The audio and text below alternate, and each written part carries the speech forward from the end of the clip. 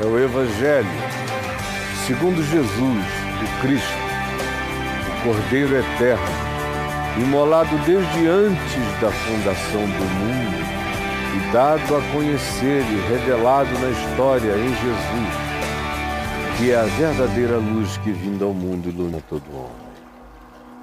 Hoje eu quero ler um texto de Jesus falando com os teólogos e com os religiosos mais rigorosos, mais severos, mais fanáticos,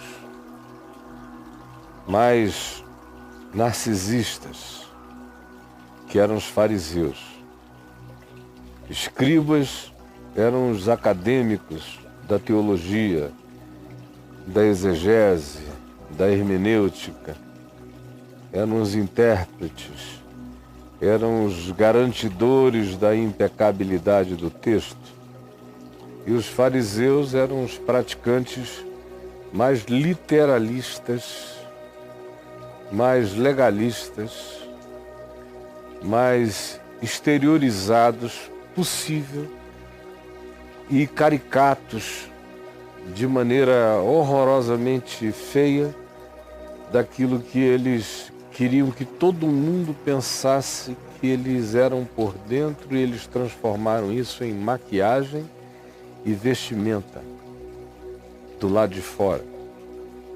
Segundo, eles achavam que a interioridade santa e justa deveria se expressar, se vestir, se maquiar, como se houvesse tal coisa para Deus. Então Jesus falou às multidões acerca dos escribas, dos doutores em Deus e dos fariseus, dos santos de Deus. E disse: na cadeira de Moisés se assentaram esses acadêmicos de Deus e esses fanáticos de Deus. E então Jesus fez uma advertência. Usou um imperativo, dois imperativos. Disse: fazei e guardai. Fazei e guardai, pois, tudo quanto eles vos disserem. Porém, não os imiteis. Não os imiteis nas suas práticas, nas suas vidas, nas suas obras, nas suas expressões, porque eles dizem, mas eles não fazem. O interessante é que, se você segue a leitura do capítulo 23 inteiro, você vê Jesus censurando tanto o que eles dizem como o que eles fazem. Tanto o que dizem quanto o que fazem. É só continuar a leitura. É que eu já li tantas vezes, aqui mesmo no Papo de Graça, Mateus 23, que se você escrever no meu portal Mateus 23, você vai ver quantas vezes eu já falei aqui, citando Mateus 23. Então, eu me pouparei disso hoje. Mas tenha a garantia nas suas próprias mãos, pois o texto está aí. Ele diz isso: fazei e guardai, pois, tudo quanto eles vos disserem. Porém, não os imiteis das suas obras, porque dizem e não fazem. Aí vem uma sequência enorme de coisas que fazem. Eles atam fardos pesados nos outros, praticam as suas obras com hipocrisia só serem vistos. Aí revela quem eles são nas suas atitudes, amam os primeiros lugares, as honrarias, as primazias, as saudações, serem vistos, aclamados como homens de virtude, gostam de ser chamados de mestres, de superiores, gostam de títulos de elevação para designar quem eles sejam, quem eles são. Enfim, Jesus nos diz: fazei e guardai, porque eles dizem e não fazem. Mas na realidade Jesus diz que não dá para guardar nem o que dizem nem o que fazem, porque o que fazem é horrível e o que dizem é pavoroso. Eles são aqueles capazes de fazer longas orações só para meter a mão no dinheiro das viúvas. São capazes de fazer um esforço brutal para criar um prosélito, um fanático deles próprios, e transformar esse indivíduo num cara 2 vezes mais filho do inferno do que jamais tinha sido antes. Diz que eles são guias cegos que levam os outros para o buraco. E dizeis, aí tem um monte de censuras ao que eles dizem, ao que eles pensam, ao que eles ensinam. Eles ensinam tanto que Jesus os chama de guias cegos, que têm os valores invertidos, que coam os mosquitos e engolem os camelos. O que eles fazem é hipocrisia, é limpar o exterior e camuflar a sujeira interior. São loucos, não percebem, não se enxergam.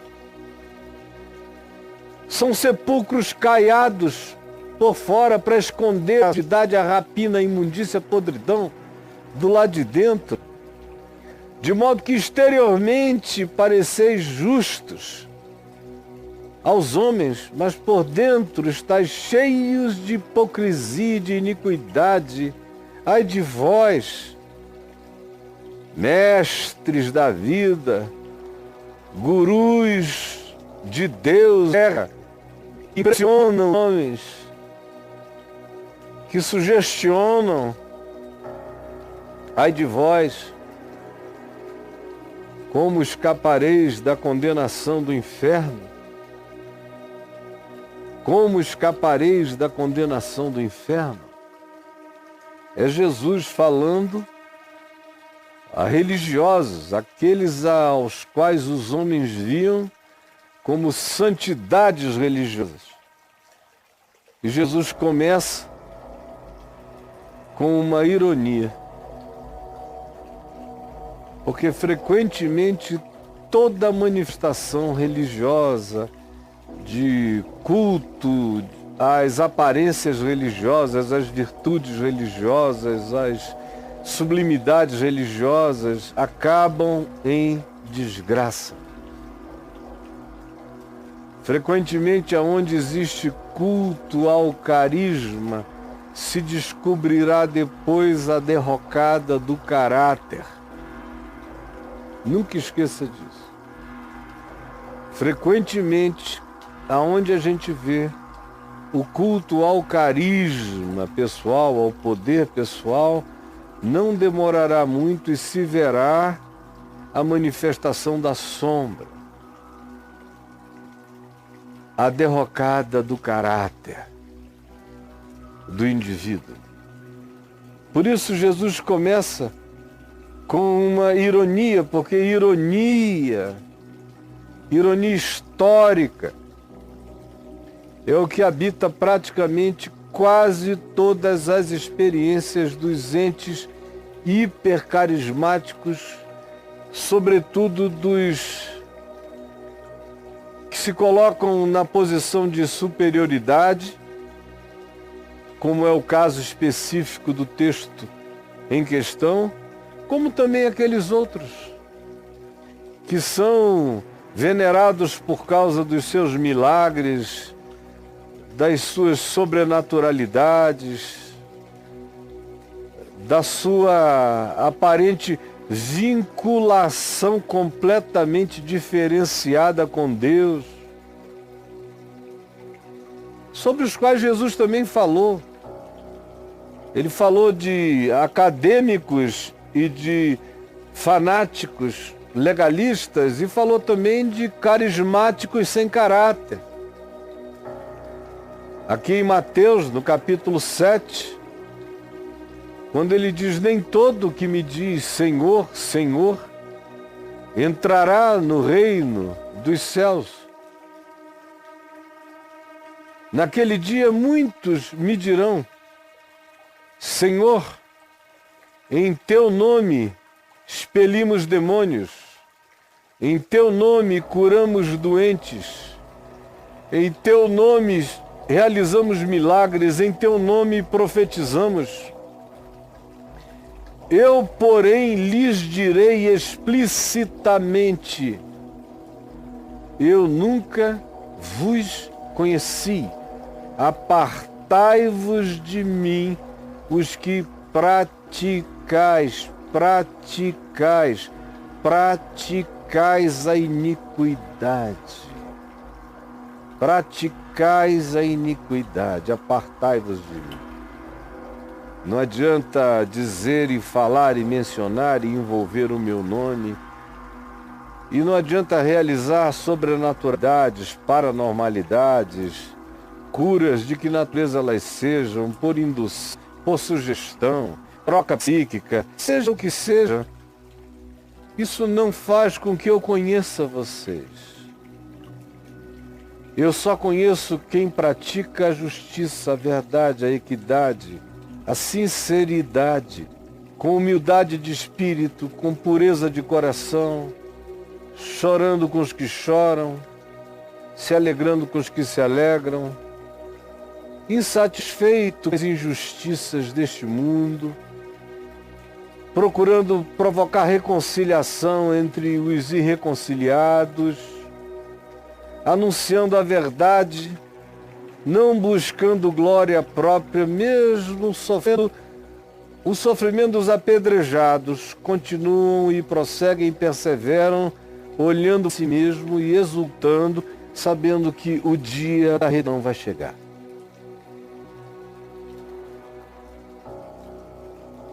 Esses são aqueles que Jesus conhece.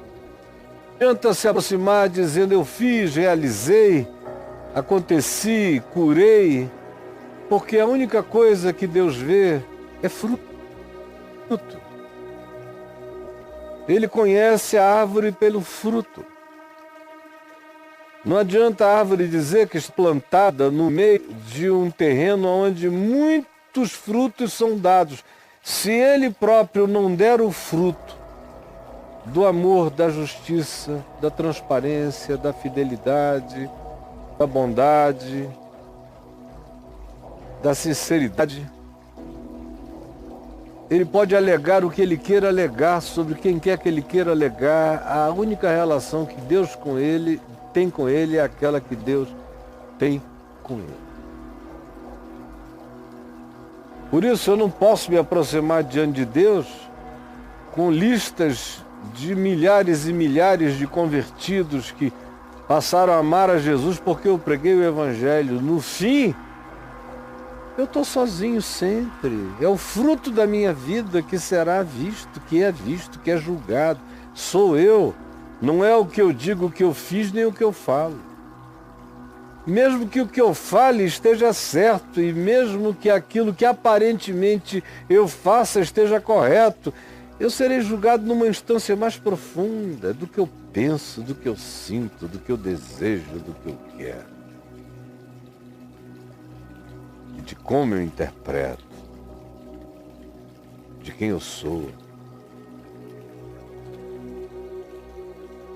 Tem muita gente pensando que dá para construir um sepulcro e esconder toda a ossada para sempre. Mas existem os saqueadores de tumbas que abrem as nossas sepulturas, que sofrem de tesão necrófilo, querem mostrar a nossa aparência defunta ou aquilo que a gente esconde. Há pessoas que pensam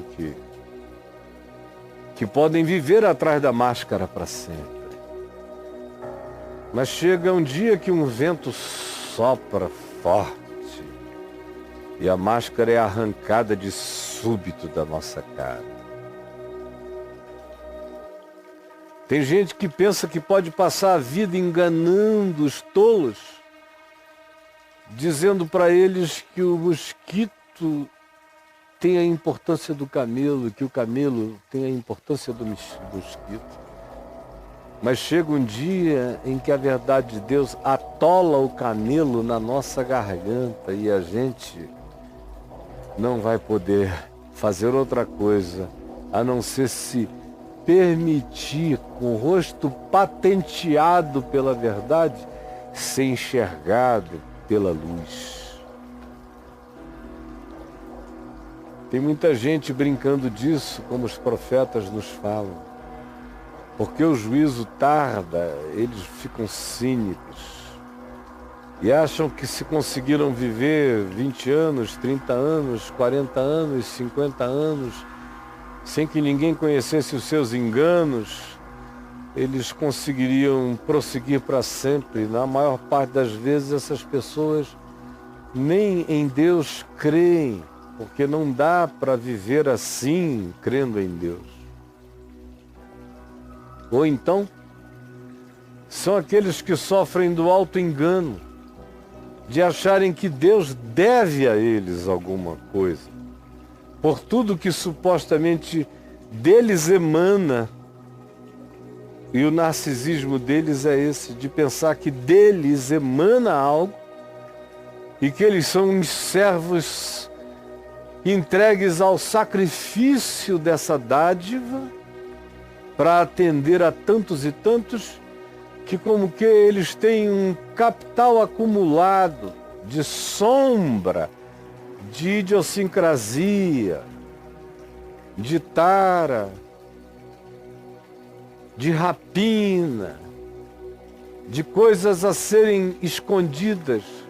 Foi um direito adquirido por tantos serviços prestados, ter uma zona densa de sombra para as fantasias, para os fetiches, para as loucuras e para as taras mais profundas dentro do indivíduo.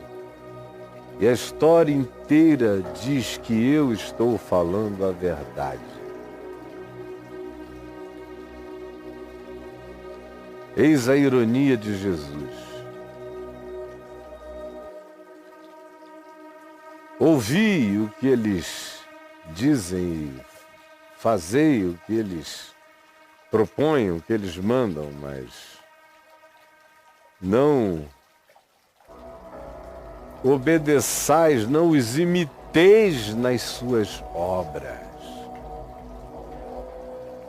Porque as obras sempre se manifestam subrepticiamente. E por mais que a gente garanta para o mundo inteiro uma fachada, as obras mais vão sendo produzidas em cada estação secreta da nossa vida e vão se guardando e apodrecendo até um dia em que elas fermentam e arrebentam o odre, arrebentam até mesmo pelo inchaço das suas putrefações o teto da tumba das maldades. Senhor Jesus, é isto que tu ensinas, é isto que a Bíblia ensina, é isto que a história ensina, é isto que a observação ensina. E a gente sempre acha que dessa vez nós vamos conseguir enganar. Nos perdoa, Senhor, me perdoa, Senhor, perdoa todos nós, porque nós mentimos contra a verdade, cada um na sua escala. Cada um na sua escala nós mentimos contra a verdade. Perdoa os nossos pecados. E eu te peço neste dia, especialmente por aqueles milhares e milhares que estão com o coração decepcionados pelos enganos provocados, pelas mentiras pelas frustrações provocadas pelas mentiras e pelos enganos no coração de milhares e de milhões de pessoas que correram para Deus e encontraram um abraço de outra natureza. Ou exploração, ou abuso, ou avidez por dinheiro, ou utilização e manipulação, ou tudo aquilo que a gente vê desde a fundação do mundo e os homens não aprendem a discernir, sempre voltam e se entregam de novo e se oferecem como ovelhinhas aos mesmos lobos. Por favor, abre o nosso entendimento. É o que eu te peço em nome de Jesus. Amém e amém.